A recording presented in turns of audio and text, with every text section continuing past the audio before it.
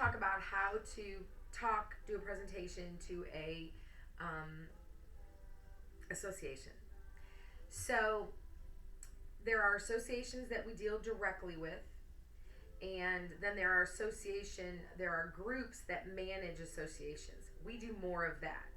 So the groups that we deal with, Smith Buckland um, has done VROB, of course BSCAI, lots of other ones over the years.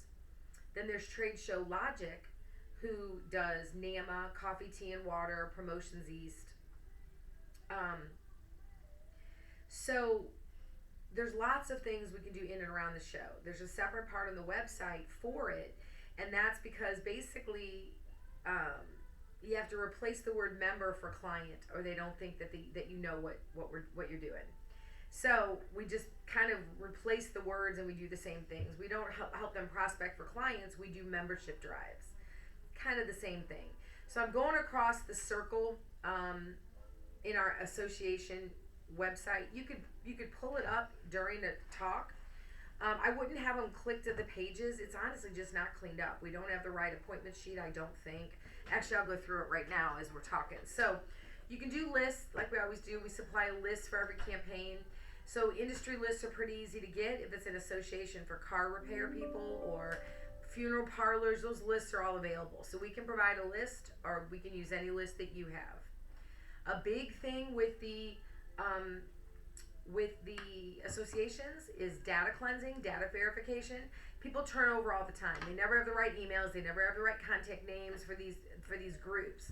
So they always want us to clean data. So we do that as we go with everything. So it's always nice to know you're going to get all fresh data. You're going to get the right contact names, all their emails, all that, etc. We do membership drives. Now you got to remember, not all associations charge dues. Some associations or some groups just put on a trade show without any membership at all. So the easiest thing to do is to go on the website and see what group you're about to talk to and see if they have membership drives. If they do, or if they have members, they do, then you can talk about membership drives. Now we can set these up like an appointment where they take it, we just set the time to talk, or we can sell the membership. We've done both. So that's something we can offer. With members, membership drives comes membership renewal calling. So we can do that too. These memberships, if they do charge for a membership, they have to do renewal calling every year. We do a lot of this for the groups that we are tuned into, that we already work with. Cultivation is just like cultivation in regular prospecting. If they take an appointment for a membership for a new member and they don't buy, they can give it back to us and say, hey, remind them about it every couple months until they see the value in being a member, and you can either get it back to us or sell it direct. So the cultivation just helps them move down the line if they don't have the opportunity to do this. And I should also say that the way associations work is, let's say there's the janitorial association. So everyone that sits on the board of BSCAI, which is our janitorial association we work with, owns a janitorial company. So they have the best intentions. They're going to help memberships and do all this, but they have a whole company to run. So they get overwhelmed. So they can't do it. So then they outsource the work to one of these association management companies like Smith Buckland or Trade Show Logic. But they're kind of the same way. So the way Smith Buckland is they're set up just like us. They have cubicles, and it could be BSCIs in one cubicle, and then the next association's in the next cubicle. And so it's not like they have a whole staff for every association. But they do get money from the association to outsource bits and pieces, and that's where we come in. So they don't have a lot of, even if the association is already outsourcing it to like a group that manages associations, that doesn't mean they have the staff to do this. They don't. So, and if you get in with a group like this, matter of fact, as I'm saying this, it makes me think I need to contact BSCI, because that's the only group we have from them right now, and they manage 400 associations. So we need to get more work from them. So we can do all those things. We can help them cultivate, is where we dropped off. The next one is member retention. So there's a lot of people that join an association for a year and then quit. They never go back to it.